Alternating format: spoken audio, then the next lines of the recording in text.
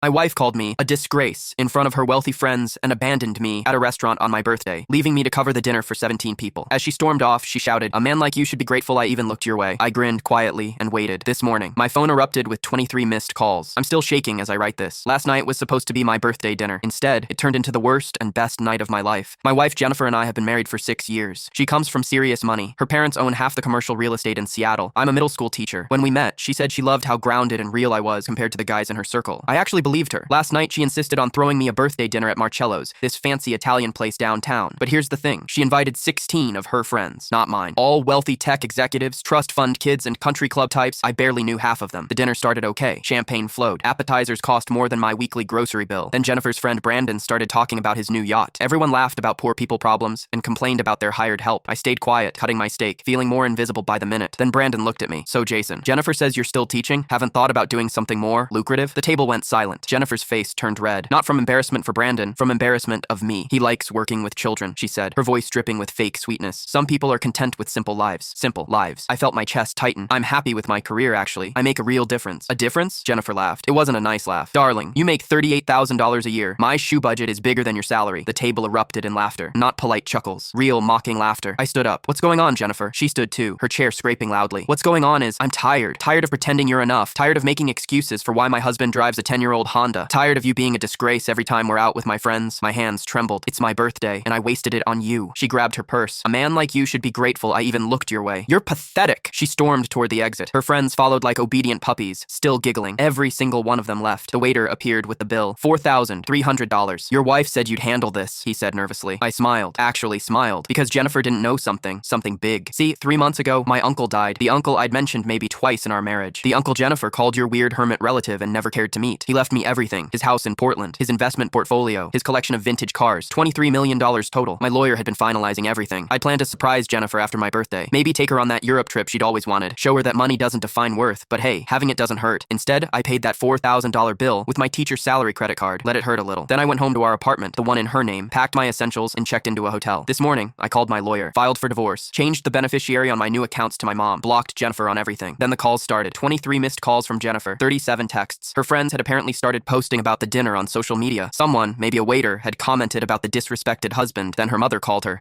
asked if she'd really humiliated that sweet teacher boy on his birthday. Jennifer finally checked our joint documents folder where my lawyer had sent the inheritance paperwork last week. Her final voicemail was just crying. "Jason, please. I made a mistake. I didn't mean any of it. We can fix this. That money. Our money. Our money?" I'm sitting in my lawyer's office right now. The divorce papers are ready. Jennifer's going to get exactly what she brought into this marriage. Nothing of mine. Turns out, being a disgrace with $23 million feels pretty good. Happy birthday to me.